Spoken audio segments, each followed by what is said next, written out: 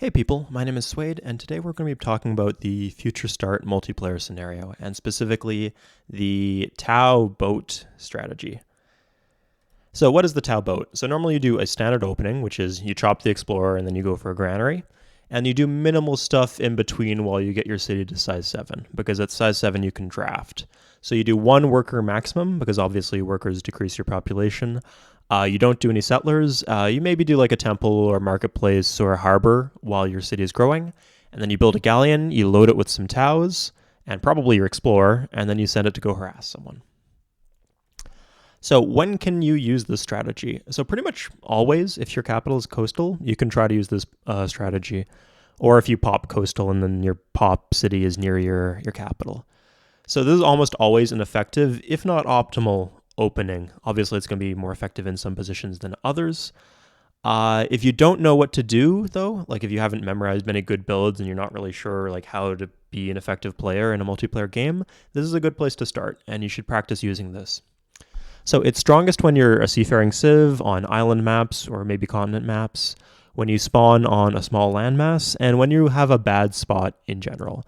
So if you have a small landmass, then it's more important to explore the world outside your small landmass. And think about a bad spot. What does a bad spot mean? I mean, maybe you have no resources. Well, then you want to send out a boat and find some resources. Maybe you didn't get a pop city, like you didn't get a free city from a hut. Well, in that case, you can put your explorer on the little islands and maybe find a settler from a hut. Because if you have an average or below average number of cities, you can pop, and if you have an above average number of cities, you can't. So if you haven't popped on your main island, then you can go to the little islands and try to pop there.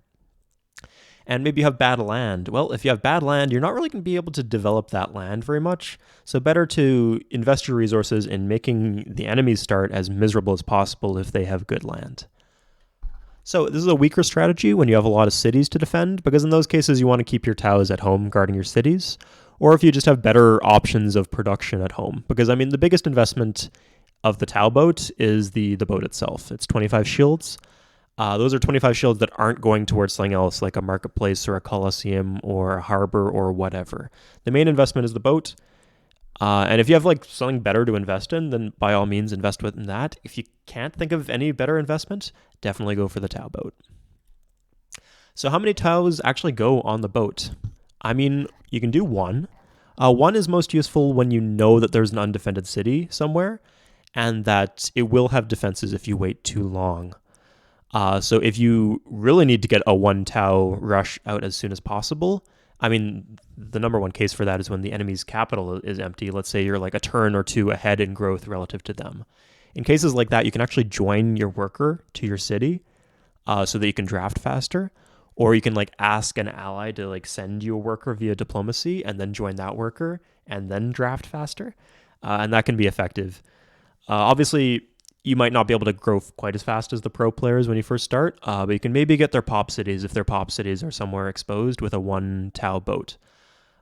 Normally, though, I'd go for 2 taus. 2 is a nice balanced number, mostly because it gets you defensive bombard. And due to a bug in multiplayer, defensive bombard is very, very strong. It generally, like, the build flows very quickly. Like, you don't spend too much time drafting. You can also do 3. 3 is great if your boat comes out a little bit later, like if it's delayed for whatever reason. Let's say you want to do harbor plus offshore platform before you get your boat out. Or if there's like a particular enemy that you want to cripple. But if you don't have any knowledge of where anyone is, I'd say it's best to go for 2 taus, because 3 is too much of an investment if you're not guaranteed that you're going to be able to find someone. Because, I mean, sometimes you're just going to be sailing around the map and you won't find someone. And 1, if you find someone late, 1 Tau won't really do much, whereas 2 or 3 is generally going to be at least a nuisance for them to clean up because of the defensive bombard, regardless of how late you land on them. So what to do after the boat? Settler gives great tempo, and I'm going to give an example of that. So we got our boat coming in 2 turns. This is like a standard opening. We go to Pop City. We're doing a granary in the Pop City after a worker. We could have like, sorry, I'll show that again.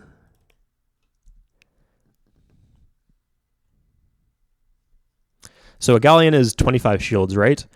We have 10 shields coming in, 8 from here, and then our city's going to grow, and the new citizen's going to be assigned to this forest right here. So 10 total. What we could do is we could rush a settler, and that would give us 15 shields in the box, and then switch to a Galleon, and then we'd get 10 shields, and we'd get exactly enough for the Galleon. But let's say, that's something you might want to consider in some cases, but let's say we want to save that gold to rush the granary in Osaka next turn. So we're going to do the Galleon the hard way. Okay, so we get to size 7, we draft, we're back down to size 6, we micro it so that we still grow. Rush this granary that we said we wanted. And then we'll set this so that the city doesn't bug us. Okay, here's our Galleon. So we put the 2 Taus in the Galleon, and then we put the Explorer in the Galleon, and then we go off and we go find someone to kill.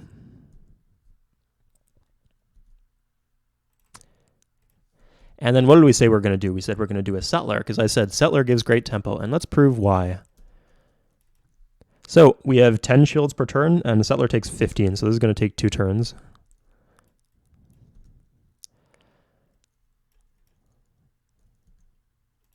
So we get to draft again. Adjust the happiness slider so we don't go into disorder. And then the settler comes out. So notice how good the timing of this is. If you complete the boat the same turn that your second Tau is drafted, then you can do the settler, and the settler is almost always going to take 2 turns. I mean, unless you don't have 8 shields, at least 8 shields. You need at least 8, but otherwise you can just use gold to hurry the settler. And that will let you draft 1 time before the settler comes out. So that means that your capital is protected, and you still like play for your expansion, and you still like make a play to expand. So of course in this case we'd probably want more than 1 extra Tau, just because we have to guard Osaka too, since it's coastal. But if like Osaka, let's say we popped Osaka here instead, then we'd definitely be able to get away with just 1 Tau guarding Kyoto. We can get more later, and then we'd switch to like temple or market or harbor or something like that. So yeah, so settler is a great option early on. If you want to do a lot more drafting, you can go for happiness buildings after your Tau boat, because of course you've set yourself back a bit in terms, you've drafted twice, so that's 2 unhappiness. If you don't think that you'll need to draft much more, maybe you can go for a market, because remember, markets are less effective the higher the happiness slider is, because they multiply any gold that is not being used on the happiness or science slider. If you find some resources on the island, let's say we see like an oil over here, okay, maybe we want to build another boat and a harbor and go colonize that oil. Maybe there's some resources on our own land mass. Maybe there's some oil down here. Well, we could go for 2 more workers and then go colonize that oil via a colony, like a road and then a colony. So we got lots of options. Like Civ 3 Future, you have a million options, and it's just generally a very fluid. You can kind of make your own play style in Future. So it's up to you. You've got a lot of options. So what do you physically do with the Taus, and what do you do with the boat? So there's a turn timer in the top right corner when you're playing a multiplayer. You want to move the boat at the end of the turn timer, because let's say we move 4 tiles over here and then we see a Man of War, and the Man of War hasn't moved yet, then the Man of War is going to sink our Galleon. If we wait until end of turn, if we wait until end of turn, well, the Man of War will move, we'll see the Man of War, and then we'll be able to run away. So that's why you always move at end of turn. You try to keep the boat out of vision. So let's say this is us, and we're trying to boat Kyoto, and let's say Kyoto is our enemy. So we wouldn't just want to like sail up like right here, because then we can't reach Kyoto, and he'd see our boat, and then he'd prepare his defenses against the boat. So what we'd do is we'd move here, maybe here, and then we fortify. Great, right? That way next turn, we'll be able to just wait till the turn timer is about to expire, and then quickly unload onto that tile. So what you want to do is you want to take undefended cities, kings, and workers. You do not attack enemy Taus with the drafted Taus that you send on your Tau boat. So the reason for that is there's 2 reasons. The first is a Tau in enemy land is worth much more than a Tau at home. Because remember, if you have 2 Taus, they have defensive bombard, and they are impossible to get rid of. So you don't want to lose them, definitely. The second thing is if like we unload and then attack Kyoto, well, maybe there could be 1 Tau in Kyoto, there could be 2 Taus, there could be 50 Taus for all we know. And if there's any more than 1 Tau, they'll have defensive bombard, and they'll pretty much be unkillable from a practical standpoint. So because of the potential for defensive bombard, you don't really want to attack anything. What you can do is you can walk around their land in pairs. You will walk in pairs so that you get to the defensive bombard. So if they attack you, they'll like eat up a bombard shot, which is very strong in multiplayer. And then you pillage their tiles, like you pillage their irrigation, their mines. You just generally cause them headaches. And let's say we land here, and let's say this tile is unimproved. Let's say we land here and they have a tile blocking this tile and his capital. What we do is we wait until end of turn, then we double move onto that tile and then onto that tile. So end of turn, you move onto that tile, and then start next turn, you move onto that tile. That way you can pillage that tile, and he doesn't have any time to get more units on that tile. So, bonus pro strat. So this is one that the enemy pros will always, they will consistently fall for it. And it's something that, I came up with it. I'm not sure if I'm the only person who's came up with it, but it's very effective. So first I need to show you guys how the unload works. So you go here, so you press the 4 button twice, and it'll give you this pop-up in single player. In multiplayer, it's not going to give you this pop-up. It's just going to automatically unload all of your units. So also notice that stack attack from boats or stack move from boats doesn't work. So let's say we do X click or move all units in a stack. Remember, all of our units are activated, but it's only going to move the Explorer. So it's actually difficult to unload all your units at end of turn. And what this also means is if you like unload multiple units very fast, they will assume that you use the unload all command. So the way you can trick them is you wait with that Tau infantry. Then you wait for the turn timer to expire, and then you go bam, bam, bam. And because you use the unload all command, let's say you unloaded the Explorer too, they will assume that you have unloaded all the units off the boat, but you tricked them. You have this Tau on the boat still. So then you wait until the next turn, you move your boat out of vision, you start pillaging or something with the Tau infantry, then you wait for end of turn again, then you go bam, bam, and you unload the second Tau. So they will assume that you've unloaded all your Taus because you did so quickly, and that's the way the unload all command works. But you didn't. You kept it on the boat. So yeah, that's just like a fun little thing to do when you're doing Tau boating. So I'm sure a lot of people are more concerned with how do I defend against Tau Galleons? So there's a few things to keep in mind. The first is to assess the threat. Like, what are the chances that someone boats you with early Taus? So one thing you're going to have to keep track of is drafting size. So you can do that using F11. We can see the enemy capital. Carthage is at size 2, so it's safe to say that he is nowhere near drafting. And yeah, so we don't have to worry too much about him drafting and landing us. But as soon as you see someone get to size 6 or size 7, well, then you know that potentially they could have Taus out and they could be boating you.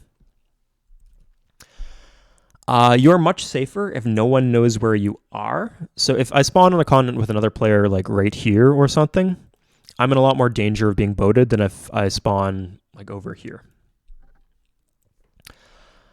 Because the enemy player knows where I am. Even if you see this player, and let's say he stays at like size 5, or he's at size 5, and then he goes down to size 4 because he builds a settler, you might figure, oh, he's not going to boat me. Maybe I can do a settler myself. Well, maybe he told his ally who's up here where you are, and his ally is going to size 7, and he's going to boat you. So if anyone knows where you are for whatever reason, you have to be prepared to defend yourself more carefully. The second thing is there are a lot of tricky ways to deduce someone's location. Let's say we saw a faint brown outline here. We'd be able to figure that the Carthaginians are there, but the Carthaginians might not necessarily know that we know that they're there. So keep in mind that if we had a city like right here, for example, the enemy would be able to like move up and explore and spot our city without us knowing that they spotted our city. So keep aware of that. If you know it's coming, for whatever reason, you can build a frigate. Frigates get +1 HP in future, so you can, about 60% of the time, you can sink a Tau. If you see them coming several turns in advance, let's say you see them here, you can bombard first and then attack, and that will like consistently kill the Galleon. Whereas if you see the Galleon that's just right here, okay, better attack before it unloads.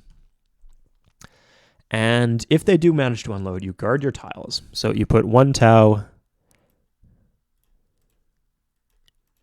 you put one here, you put one here, you put one in the capital with the artillery, giving it defensive bombard. Like that. So that way they can't pillage your tile improvements. So you do not attack them head on. You wear them down with artillery, and then when they're at 1 health, if you really want them gone, you can attack them. The way defensive bombard works, like a few attacks in combat will happen, and then the defensive bombard will kick in. So you have a good chance of killing the 1 health Tau, but then you'll instantly die afterwards. So you'll probably trade 1 for 1. That's worth it. And once you get rid of the first Tau, the second one's really easy to defeat because it doesn't have defensive bombard anymore. So you have to carefully maneuver your units. Let's say he landed 2 Taus right here. Well, I'd want 1 Kyoto, 1 here, and 1 here. Okay, maybe he double moves and tries to attack this tile improvement here. So let's say end of turn, he moves his 2 Taus here. We'd swing this one over here, and we'd put the one from our capital onto that tile over there. So now we have 1 here, here, here, and here, and his Taus are locked in. And from that position, you're a lot more safe. So try to block them in like that, or at the very least, guard your tile improvements. So yeah, also the last thing to keep in mind is be prepared for a follow-up attack. Maybe they're going to attack you, they're going to land with more Taus and artillery. Maybe they're going to land with, or they're going to bomb you. Maybe they're going to land with cruise missiles. Be prepared for anything and make sure you scout them so you know what to anticipate. That's going to be all for today. Thank you for watching, and I'll see you guys next time.